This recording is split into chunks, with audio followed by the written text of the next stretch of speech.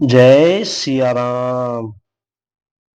श्री राम जय जय राम। इसी से तो संत और वेद पुकार कर कहते हैं कि परम अकिंचन सर्वथा अहंकार ममता और मान रहते ही भगवान को प्रिय होते हैं।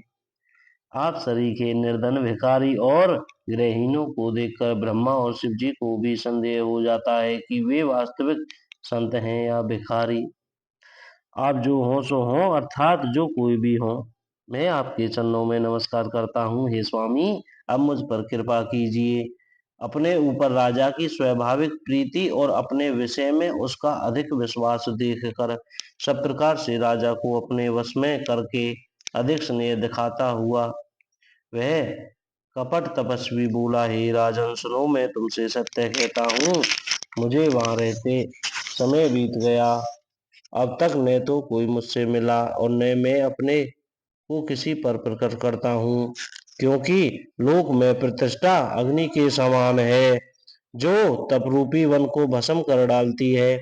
तुलसीदास जी कहते हैं, सुंदर वेश देखकर मूड नहीं, मूड तो मूड ही है। चतुर मनुष्य भी धोखा खा जाते हैं। सुंदर मूड को देखो, उसका वचन तो अमृत के समान है और आहार सांप का है।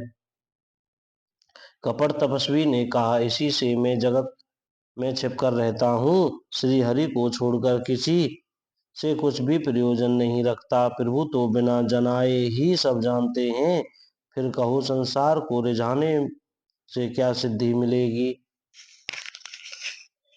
जय सिया राम। तुम पवित्र और सुंदर बुद्धि वाले हो, इससे तुम मुझे बहुत ही प्यारे हो और तुम्हारी भी मुझ पर प्रीति और विश्वास है। हितात, अब यदि मैं तुमसे कुछ छुपाता हूँ तो मुझे बहुत ही भयानक दोष लगेगा।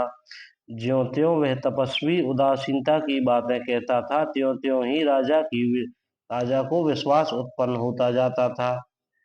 जब उस बगुले की तरह ध्यान लगाने वाले कपटी मुनि ने राजा को कर्म मन और वचन से अपने वश में जाना, तब वह बोला, हे भाई, हमारा नाम एक तनु है।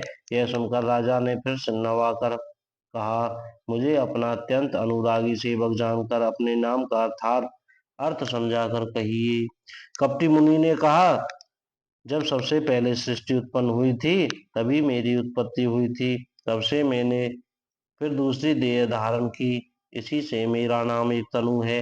ये पुत्र, मन में आश्चर्य मत करो, तब से कुछ भी दुर्लभ नहीं है। तब केवल से ब्रह्मा जगत को रचते हैं, तब ही केवल से विष्णु संसार का पालन करने वाले बने हैं, तब ही केवल से रुद्र संहार करते हैं। संसार में ऐसी कोई वस्तु नहीं जो तप से न मिल सके। यह सुनकर राजा को बड़ा अनुराग हुआ। तब वह तपस्वी पुरानी कथाएं कहने लगा। कर्म, धर्म और अनेकों प्रकार के इतिहास कहकर वे वैराग्य और ज्ञान निरूपण करने लगा। सृष्टि की उत्पत्ति, पालन, स्थिति और संहार, प्रलय की अपार आश्चर्य भरी कथाएं उसने विस्तार से कहीं। ऐसा कहते कहते वह उसके जाल में फंसता चला जा रहा था। राजा प्रताप भानु, जो कि अगले जन्म में रावण बनना है। बोलो जय सिया राम। कोई गलती हो गई हो तो क्षमा करें। जय श्री सीताराम।